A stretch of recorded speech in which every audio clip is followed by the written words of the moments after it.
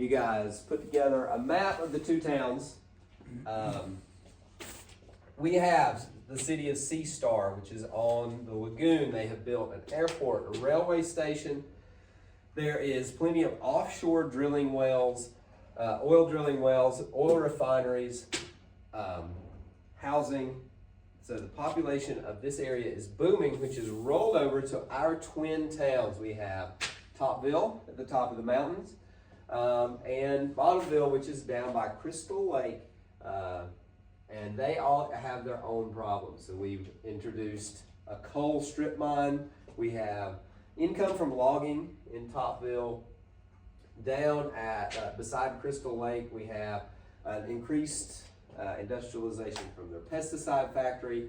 The suburbs are quickly growing.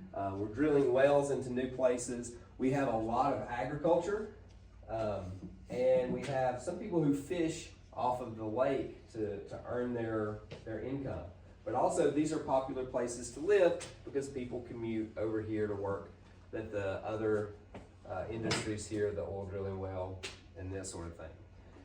As a reminder, I am your director of the Department of Natural Resources and Management of all things environment, and we've been called in by the mayors of Topville and Bottomville to introduce, to address some of the problems that they're having.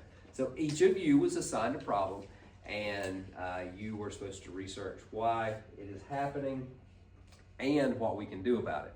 So not only am I your boss, I'm also going to play the role of mayor, so you guys are going to tell me what I'm doing wrong in my town and how I can fix it and how much money it's going to cost, if it's going to be easy or not. Okay, so hopefully you've got some good ideas. Do I have a volunteer from my junior environmentalist to go first? Sure. All right, Wake, you're up. Come on up. Okay, you've prepared for us a slideshow, a small slideshow. I'll let you operate it. Okay. Thank you. Let me get this bad boy. My solution. Okay. So we in Topville, where my problem was out, there was a lot of bad things. But mainly, do you see these trees right here? Yeah, you do? Okay, good. They are infected with insects, which is overall very, very weak. Like, we don't like that. We love our trees up there in Topville. So, my solution is You just got swipe plus button. Space Slideshow. So, because other than forest are showing me growth because of acid rain. Now, I don't know if you guys know what acid rain is, but it's really bad. Like really, really bad. And, I believe, that our glorious Topville is being destroyed by the mining operation right here. No bueno. It's bad. So acid rain happens when the pH of rain is less than 5.1. It will leach calcium and magnesium from the ground. All this will make the trees weak and it will die out. We don't like that because we love the environment, and as you can see there, they're dying. Boo. So the effect of acid rain, it will release low pH, highly toxic ions from insoluble compounds in soil. The trees then absorb these ions. The trees become weaker and weaker and weaker until they eventually die. We trees, although those that do survive, become infested with bugs and acid-loving moss. It will also make the trees susceptible to low temperature droughts. All this is incredibly bad, like laughably bad. So I have a solution for it. Me, the smartest one in here. Solution. So my solution to get rid of the strip mining operation sounds pretty easy, right? You just gone. Now all of this will help make the trees slowly come back. This will help it in the long-term run. But what can you do? Well, first of all, you can clean up dead or weak trees.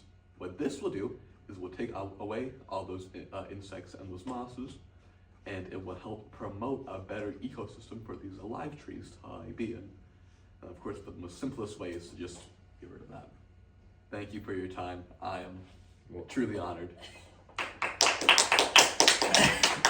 All right, as your mayor, Mhm. that mine gives us a lot of jobs. Where are the people going to work?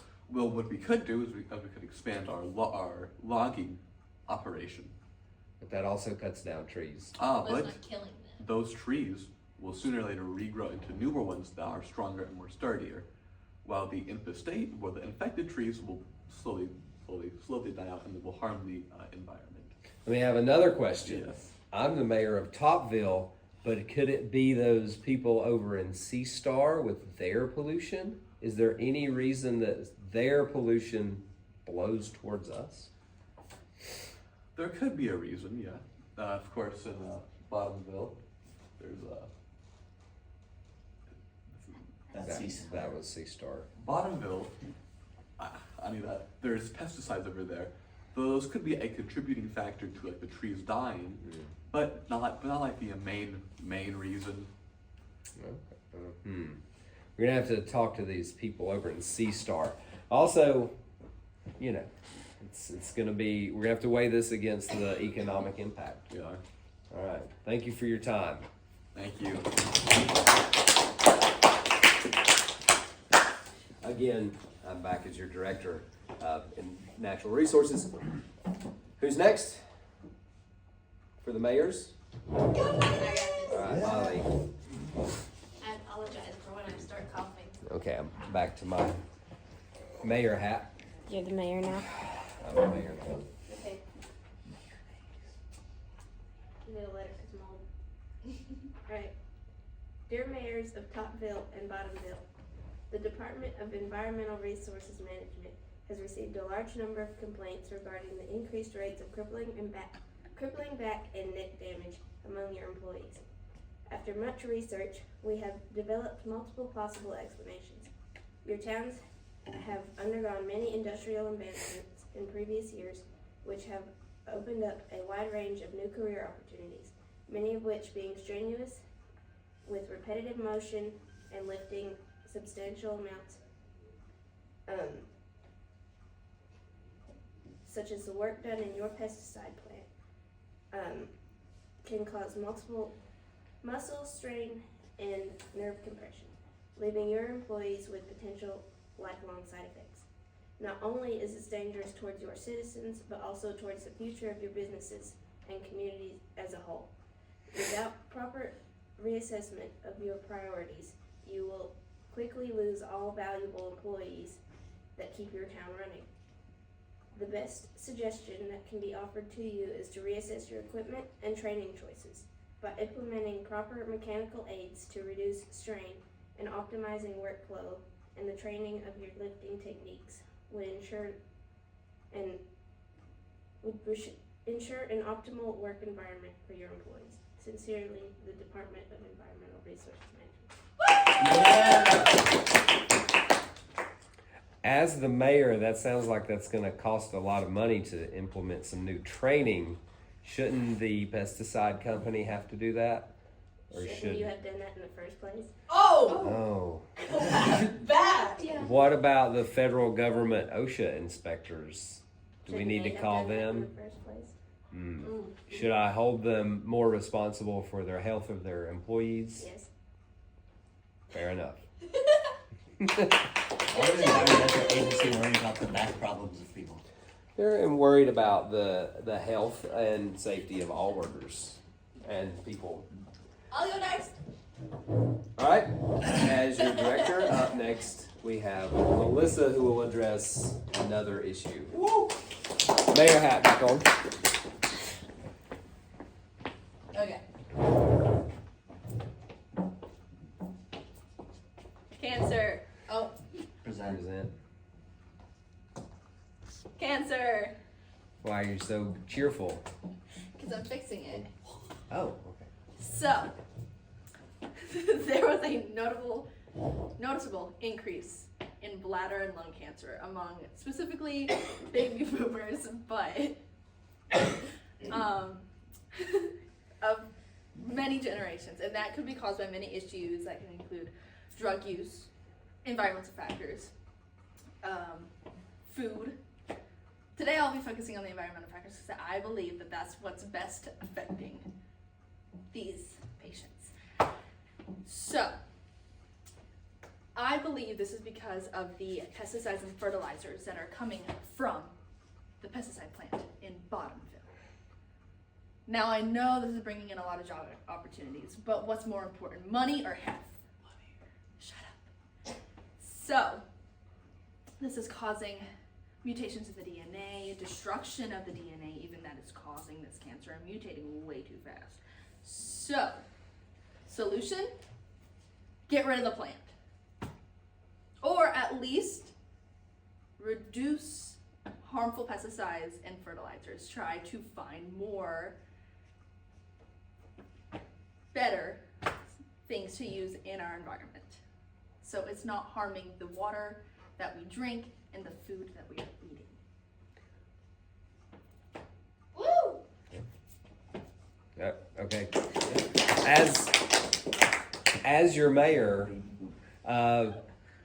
those farms bring in a lot of money, and I can't tell them not to use pesticides because that hurts their crop yields. We can get better pesticides that don't affect our bodies. Okay. There's organic pesticides out there. How are the people getting the pesticides? Like, they're not So working as you out can in the see farms. this plant, there's a lot of smoke coming out of it. Uh-huh. And so this smoke is falling into what used to be Crystal Lake, and it's now green impending doom. That people are fishing out of, people are eating and drinking from this, and those pesticides from here are falling here, and the runoff from our farms up here from the fertilizer, also moving into the lake. All right. Okay, I'll have a meeting with the farmers, Please, and we need to talk to these people. Get The rid of the pesticide plant. The plant is the bad thing. Baby Lots of boomer. opportunities there. Thank you. All right, we have two more members to go who will talk about other issues. Hooray! All right, next. Solution to the not so Crystal Lake. Well, the problem is eutrophication. Eutrophication is when nutrients from farmlands run off into water, causing phytoplankton and zooplanktons to grow.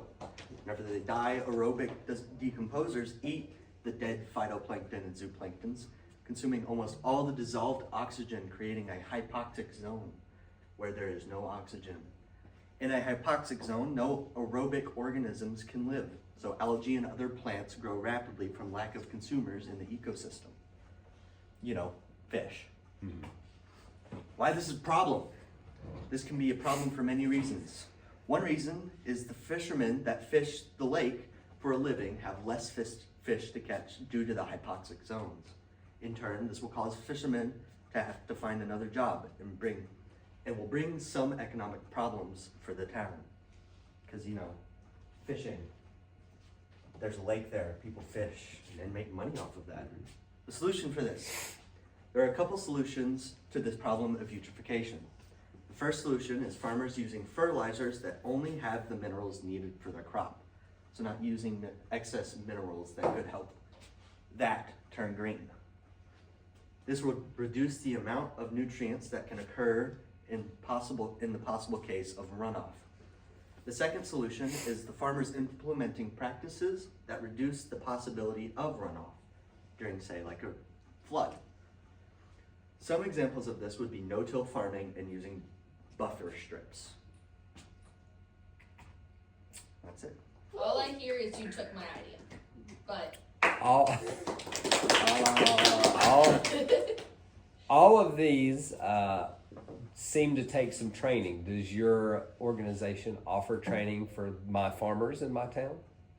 If they actually attend the meetings, they would find out that yes, we do serve training. Okay, great. Are these new kinds of fertilizers going to be more or less expensive for my farmers? Probably less. I should certainly hope so. Seems like a lot of extra work. But we do like our fishermen, so I'll have some talks with these Stern farmers. looks in the face.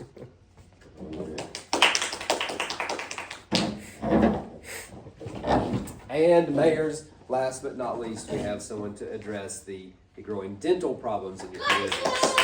Happy birthday!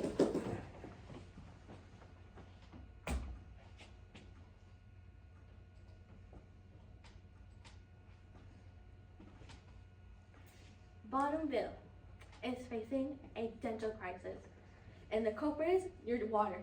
That aquafina right there, pesticides. The new wells that we built has wet wells tapped into confined, exposing the groundwater into the rich fluoride, and it's causing weak teeth, discoloration, so your pearly whites are gone because of that lake water, and brittle. Do you want your teeth to be brittle today? No. Exactly. Got pictures coming up. And that's the main one. But the others could be the pollution from the waste from the farmers, acid rain, and heavy metals.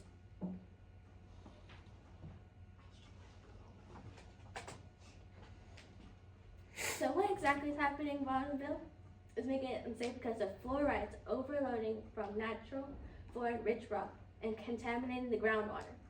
And then the new wells are increasing the fluoride, and having too much of something is really bad because that's what's making our teeth bad. And yeah, it's all because of the water. We need to clean out the water. How do we do that? I'll tell you how. I'll tell you. Water filters. Yes, ma'am. That seems easy. Exactly. Affordable. Put one in every little tap sink. Making law regulation. Making sure the companies are having proper placement for the water regulations. And those small ones. This might cost money, but groundwater moderating. But I think if we waste this money, we can get the fishermen more job since their water is polluted. And public awareness. We need to tell the town people what's happening. Be transparent. That's it. Very good. Very good. Okay. I like simple solutions. So, will these go by house, or can we do them well by well, or maybe new wells, they have to have new filters on them to help? I think first we do house by house, and then you can do it with the new well. Okay. That sounds easy enough. Thank you very much. That seems very simple. Good job, Micah! All right. As the mayor of both Topville and Bottomville, it sounds like we have a lot of work, right? And these things are going to cost us some money. So,